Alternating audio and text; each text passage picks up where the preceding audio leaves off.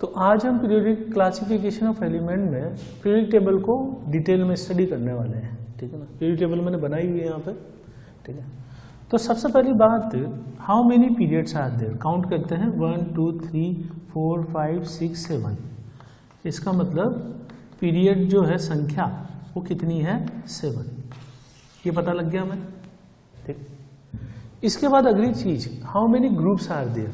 तो ये जो वर्टिकल हैं these are the groups. Groups में काउंट करूं यहां से, ठीक है। तो 1 2 3 4 5 6 7 8 9 10 11 12 13 14 15 16 17 18। तो जो मॉडर्न पीरियोडिक टेबल है जिसको अपन ने बोला है मोजले पीरियोडिक टेबल, तो मोजले क्या करता है, इसकी नेमिंग स्ट्रेट फॉरवर्ड करता है 10 11 12 13 14 15 16 17 18।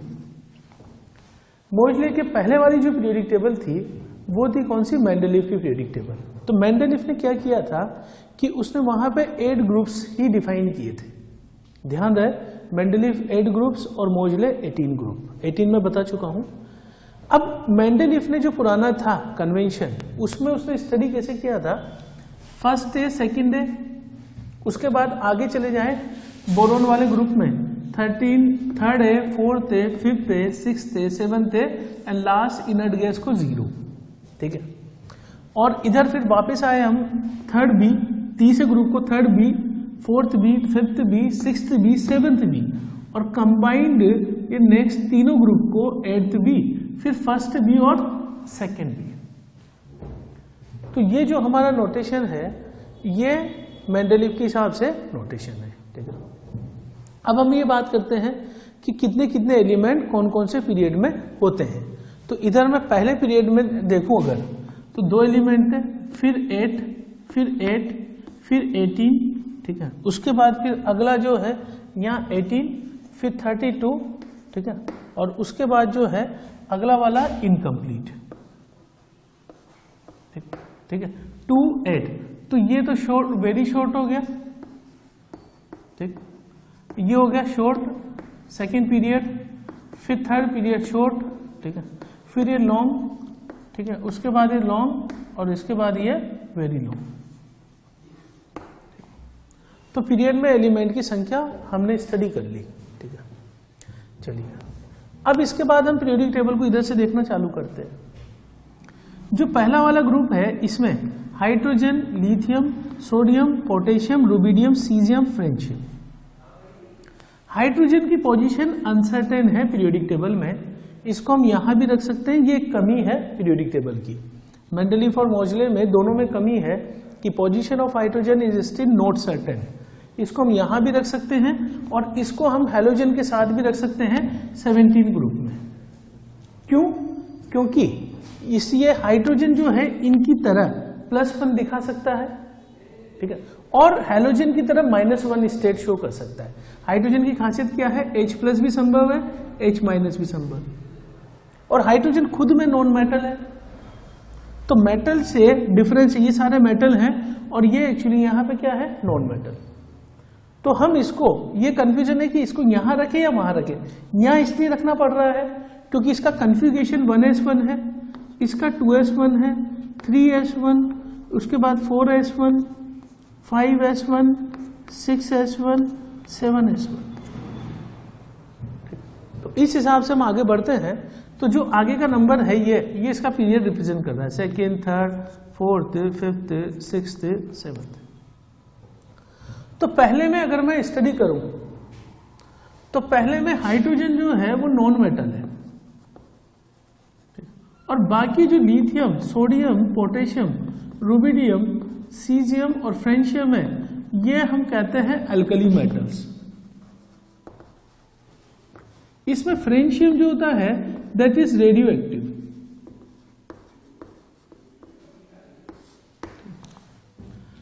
अब अल्कली मेटल हम इसको इसलिए बोलते हैं क्योंकि ऐसा होता है कि इनके जो ऑक्साइड है, जैसे मान लो मैं लिथियम ऑक्साइड के बारे में बात करूं, तो जब ये पानी से रिएक्शन करता है वाटर से तो इट फॉर्म्स LiOH जो कि बेस है, और बेस को ही हम क्या बोलते हैं, अल्कली। तो इस वजह से because they form alkali, with reaction with water they are called as alkali metals. ठीक है, तो लिथियम के आगे ये सारे अल्कली मेटल्स हैं, एल्कली मेटल्स, और हाइड्रोजन यहाँ पे नॉन मेटल है। ठीक है, इस ग्रुप का अगर मैं जनरल कॉन्फ़िगरेशन देखूं, इस ग्रुप का मैं जनरल कॉन्फ़िगरेशन देखूं तो अपन पहले एक डिफाइन कर लेते हैं। लास्ट इलेक्ट्रॉन एंटर करता है यहाँ पे तो ये वाला कहलाएगा एस ब्लॉक। इसमें लास्ट इलेक्ट्रॉन एंटर करता है डी में तो यहां से लेके यहां तक ये कहलाएगा डी ब्लॉक। और इसमें लास्ट इलेक्ट्रॉन एंटर करता है पी में तो यहां से लेके यहां तक ये कहलाएगा पी ब्लॉक। तो अब हम पीरियोडिक टेबल में बात करते हैं कि ब्लॉक कैसे डिसाइड होते हैं। ब्लॉक डिसाइड होते हैं लास्ट इलेक्ट्रॉन के बेसिस में कि वेयर इट एंटर्स। उसके बेसिस में हमने पीरियोडिक टेबल को 4 ब्लॉक में बांटा है, एस, पी, डी, एफ। अब जब आप पीरियोडिक टेबल देखते हैं तो उसमें आपने देखा होगा कि एफ ब्लॉक जो है वो अलग से 2 टेबल लगा के दिखाई जाती है। ठीक है, तो एफ ब्लॉक जो है इस पीरियोडिक टेबल में अपन इंक्लूड नहीं कर सकते, अलग से हमें शो करना पड़ता है। उसका लॉजिक हम देखेंगे अभी। ठीक, तो लास्ट इलेक्ट्रॉन एंटर करता है उसके बेसिस पे हमने 4 ब्लॉक में बांटा, S block, P block, D block और एफ ब्लॉक। ठीक है, एस ब्लॉक हम किस किस को बोलते हैं? फर्स्ट और सेकेंड ग्रुप को। फर्स्ट ग्रुप में बता चुका हूं अल्कली मेटल्स का है। ठीक है, सेकेंड ग्रुप जो है वो अल्कलाइन अर्थ मेटल का है। सेकेंड ग्रुप जो है अल्कलाइन अर्थ मेटल का है। अल्कलाइन अर्थ मेटल हम इसको क्यों बोलते हैं? क्योंकि ये भी वाटर के साथ रिएक्शन करके अल्कली बनाते हैं यानी बेस बनाते हैं, एक्सेप्ट बेरिलियम। बेरिलियम जो है वो एम्फोटेरिक ऑक्साइड होता है जो कि एसिड और बेस दोनों से रिएक्शन कर सकता है। तो अल्कलाइन अर्थ मेटल में एक्सेप्शन हो गया बेरिलियम, और बाकी सारे मेटल जिनके ऑक्साइड अगर अपन नेचर में देखें तो वाटर से रिएक्शन करके दे फॉर्म बेस यानी कि अल्कली। और चूंकि अर्थ में ये प्रचुर मात्रा में पाए जाते हैं तो इसके बेसिस पे अपन ने इसका नाम रख दिया अल्कलाइन अर्थ मेटल। तो एस ब्लॉक जो है अगर हम इधर देखें तो एस ब्लॉक जो है यहां तक सीमित है, पहले और दूसरे ग्रुप में। हाइड्रोजन को छोड़ दो आप, ठीक है, नॉन मेटल है। ठीक है, तो ये अल्कली मेटल्स, ये अल्कलाइन अर्थ मेटल्स। ठीक है, बेरिलियम को जो है अपन इसमें इंक्लूड नहीं करते। अब इसके बाद हम आ जाते हैं पी ब्लॉक। अब अच्छा, जनरल कॉन्फ़िगरेशन इसका क्या है? इसका जनरल कॉन्फ़िगरेशन या तो NS1 है या NS2 है। N मतलब, N का मतलब है लास्ट इलेक्ट्रॉन का जो हाईएस्ट N का वैल्यू है, यही इसका पीरियड डिसाइड करने वाला है, पीरियड नंबर। ठीक है, तो जैसे मान लो मैं 1S1 करूंगा तो पहला पीरियड, 2S1 करूंगा तो सेकंड पीरियड, 3S1 करूंगा तो थर्ड पीरियड। अच्छा, तो इसका जनरल कॉन्फ़िगरेशन क्या है? या तो NS1 है या NS2 है। ये एस ब्लॉक के बारे में बात कर रहे हैं अपन, अल्कली और अल्कलाइन अर्थ मेटल। ठीक है, अब नेक्स्ट हम किसके बारे में बात करते हैं? नेक्स्ट हम आ जाते हैं पी ब्लॉक में। लास्ट इलेक्ट्रॉन एंटर कर रहा है पी ब्लॉक में तो उसके हिसाब से यहां से स्टार्टिंग होगी 13 से लेकर और 18 तक, हम इसको बोलेंगे ये पी ब्लॉक है। 13 to 18 ग्रुप। जो 13 ग्रुप है, 13 ग्रुप अपन देख लेते हैं कौन कौन से हैं। ये बोरॉन फैमिली कहलाता है। Boron, aluminium, gallium, indium, thallium. ठीक है, 14 ग्रुप यानी कार्बन का group, carbon, silicon, germanium, tin और लेड। 15 ग्रुप है हमारा नाइट्रोजन का, nitrogen, phosphorus, arsenic, antimony, bismuth. 16 group में आते हैं oxygen, sulphur, selenium, tellurium, polonium. 17 group हमारा हेलोजन का है, fluorine, chlorine, bromine, iodine, astatine. 18वां ग्रुप हमारा नोबल गैसेस का है जो कि helium, neon, argon, krypton, xenon और रेडोन पे खत्म होता है। तो ये सब ग्रुप जो है वो हमारे डिटेल में है। 11th क्लास में आपके एस ब्लॉक का चैप्टर है पूरा। 11th क्लास में बोरॉन एंड कार्बन फैमिली है। 12 में आपके नाइट्रोजन, ऑक्सीजन फैमिली है, हेलोजन फैमिली है, नोबल गैस है। ये 12th में है, वो 11th क्लास में सिलेबस में केमिस्ट्री में। ठीक, चलिए हम आते हैं अब इस पे। तो 13 to 18 जो ग्रुप है इनमें कॉन्फ़िगरेशन NP भरना चालू होता है और P की कैपेसिटी होती है 6। तो जनरल कॉन्फ़िगरेशन में इसका बोल दूं NP1 to 6, यानी कि अगर मैं यहां पे लिखता हूं तो ये NP1 है, ये NP2 है, ये NP3 है, ये NP4 है, ये NP5 है और ये NP6 है एक्सेप्ट हीलियम। हीलियम 1s2 है और बाकी सब जो ये नीचे वाले हैं वो NP6 का कॉन्फ़िगरेशन रखते हैं, जिसको हम बोलते हैं कि इनका ऑक्टेट कंप्लीट होता है, फुली फिल्ड होते हैं और फुली फिल्ड होने की वजह से ना ये इलेक्ट्रॉन देते हैं ना लेते हैं, इसलिए इनकी स्टेबिलिटी बहुत ज्यादा है। ठीक है, किसके बारे में बात कर रहा हूं मैं? नोबल गैसेस के बारे में। चलिए आगे जाते हैं हम। पी ब्लॉक हम स्टडी कर चुके हैं, 13 to 18 है, NP1 to 6 भरते हैं हम इसको, और इसमें मोस्टली क्या है? Non metals. ठीक है, मेटेलिक करेक्टर क्या होता है कि नीचे जाने पे जो है इलेक्ट्रॉन देने की टेंडेंसी बढ़ती है और मेटेलिक करेक्टर बढ़ता जाता है। तो किसी भी ग्रुप में हम नीचे जाएंगे तो मेटेलिक करेक्टर बढ़ेगा। ठीक है, और अगर हम पीरियड में इधर आएंगे तो इलेक्ट्रॉन देने की टेंडेंसी कम होती है तो मेटेलिक करेक्टर कम होगा। तो आप ऐसे समझ लीजिए कि पीरियोडिक टेबल में स्टार्टिंग में मेटल है, ठीक है, और बाद में नॉन मेटल है। तो मेटल से हम किधर मूव कर रहे हैं? नॉन मेटल की तरफ। ठीक, NP1 to 6 में मोस्टली जो है नॉन मेटल है, इसमें कुछ मेटल भी है और कुछ मेटलॉइड्स भी है। ठीक है, तो मेटलॉइड जिनके गुण जो है मेटल और नॉन मेटल दोनों से मिलते हैं उनको मेटलॉइड बोलते हैं। तो मेटल, नॉन मेटल और मेटलॉइड्स इसमें होता है जो पी ब्लॉक है 13 to 18। अब हम आ जाते हैं डी ब्लॉक पे। ठीक है, डी ब्लॉक जो है वो इसमें आते हैं ट्रांजिशन एलिमेंट। डी ब्लॉक में कौन से आते हैं? ट्रांजिशन एलिमेंट या मेटल बोलते हैं हम। इधर आ जाते हैं, हम स्टडी करते हैं। ठीक है, तो डी ब्लॉक की शुरुआत होती है 3rd ग्रुप से लेकर और उसके बाद 12th ग्रुप तक। तो पोजीशन इसकी क्या है? डी ब्लॉक अगर मैं देखूं तो ग्रुप नंबर इसका कौन सा है? यहां पे 3rd to 12।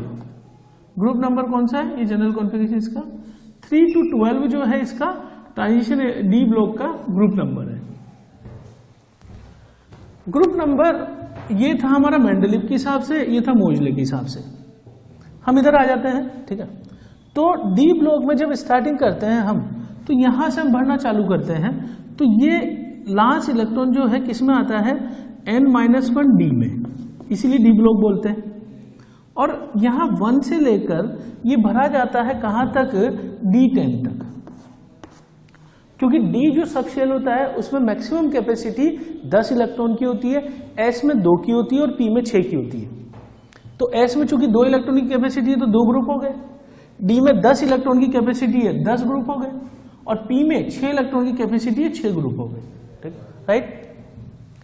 N-1 D1 से लेकर D10 तक मैंने इसको भरा हुआ है। ठीक है, अब इसमें क्या होता है कि जब अपन यहां भरते हैं, ठीक है, ये ट्रांजिशन मेटल्स है। ठीक है, ट्रांजिशन मेटल में हम जिंक वाले ग्रुप को शामिल नहीं करते हैं। ठीक है ना, इसका लॉजिक ये है कि इसमें पूरा भरा हुआ है, हाईली स्टेबल है, तो इसमें डी ट्रांजिशन संभव नहीं है। ठीक है, इसलिए हम इसको ट्रांजिशन में सम्मिलित नहीं करते हैं। ठीक है, तो डी ब्लॉक जो एलिमेंट है वो यहां से यहां तक है, और ये मेटल होते हैं। बहुत पॉपुलर जो मेटल है जैसे आयरन है, कोबाल्ट है, निकल है, सब इसमें है, क्रोमियम है, कॉपर है, जिंक है, सिल्वर, गोल्ड, इन सब के बारे में हम सुना है। इसमें आपको याद करने की चीज क्या है कि आप इन चीजों को अभी से रटना चालू कर दीजिए कि यहाँ पे जो है कौन कौन से एलिमेंट आते हैं। मैं रीड आउट करता हूँ, यहाँ 3rd से स्टार्ट कर रहा हूँ। D1 कॉन्फ़िगरेशन है scandium, yttrium, lanthanum, actinium, titanium, zirconium, hafnium, vanadium, niobium, tantalum, chromium, molybdenum, tungsten, manganese, technetium, rhenium, iron, ruthenium, osmium, cobalt, rhodium, iridium, nickel, palladium, platinum, copper, silver, gold, zinc, cadmium, mercury. Mercury liquid अवस्था में पाया जाता है। ठीक है ना, चलिए। तो एक जनरल क्या चीज है इसमें, किधर जाने पे मेटेलिक करेक्टर कम होता जाएगा, नीचे जाएंगे मेटेलिक करेक्टर बढ़ता जाएगा। ठीक है, ये मेटेलिक करेक्टर का मतलब मेटल कौन से होते हैं जो आसानी से इलेक्ट्रॉन दे सकते हैं। इसका संबंध होता है रेडियस से। किसी एटम की रेडियस जितनी बड़ी होगी उतना आसानी से इलेक्ट्रॉन देगा। नीचे रेडियस बढ़ती है, इधर रेडियस कम होती है। नीचे रेडियस बढ़ती है तो मेटेलिक करेक्टर बढ़ेगा, इधर रेडियस कम होती है तो मेटेलिक कैरेक्टर कम होता जाएगा, ठीक है। तो अब मैं अगर इनके जनरल कॉन्फ़िगरेशन के बारे में बात करूं, ठीक है, तो इनका जनरल कॉन्फ़िगरेशन होता है NS। तो मैं डी ब्लॉक के बारे में बात कर रहा हूं, तो डी ब्लॉक का जनरल कॉन्फ़िगरेशन है NS 0 से 2 और n-1 D1 to 10। ये इसका जो है पेनल्टीमेट शेल कहलाता है, ठीक है, और ये इसका आउटर मोस्ट शेल कहलाता है, ठीक है। तो ये n बाहर वाला, ये उसके अंदर वाला, ठीक है। लेकिन एनर्जी वाइज जो भरा जाता है वो भरा जाता है n-1 D वाला।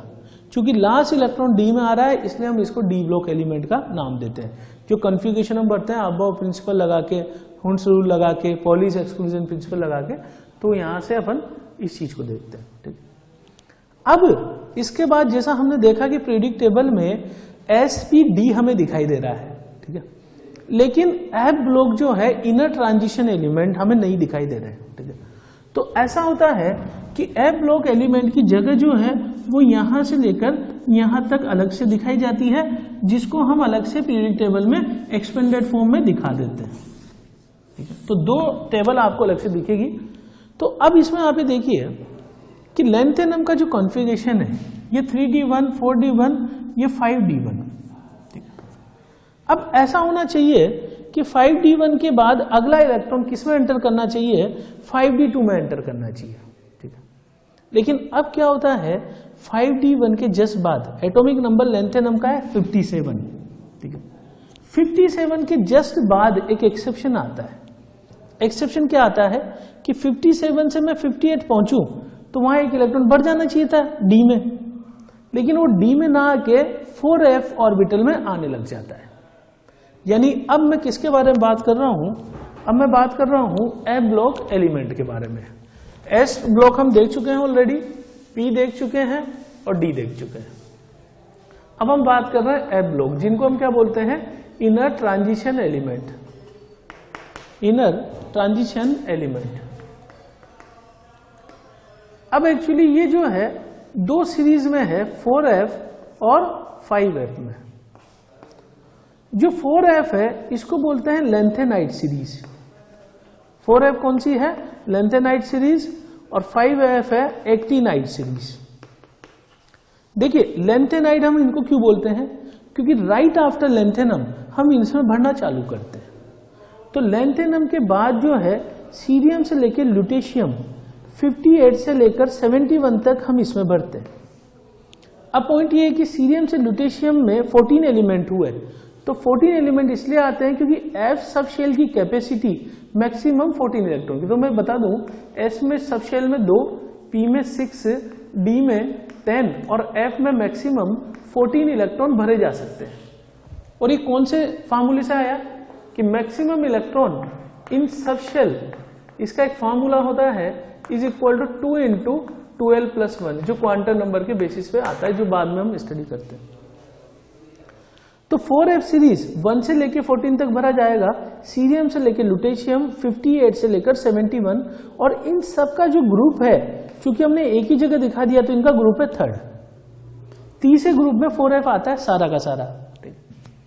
5f जिसको हम बोलते हैं एक्टिनाइट सीरीज, ये एक्टिनाइट सीरीज जो है ये भरी जाती है थोरियम से लेकर लॉरेंशियम तक, 90 से लेकर 103 तक। अगेन 14 एलिमेंट्स होते हैं और इन सब का ग्रुप भी कौन सा होता है, थर्ड ग्रुप। तो ये हम जान चुके हैं कि ये पी ब्लॉक, ये डी ब्लॉक और ये यहां पर एस ब्लॉक, और यहीं पर दो सीरीज होती है 50, ये 89 लास्ट एक्टिनियम, और उसके बाद 90 से लेकर 103 यहीं से, जिसको अलग नीचे दिखा दिया जाता है। तो ये है पीरियोडिक टेबल का एक तरह से हम इसका क्लासिफिकेशन कर रहे हैं एसपीडीएफ में। ब्लॉक डिसाइड करते हैं कि कहां पर लास्ट इलेक्ट्रॉन एंटर कर रहा है।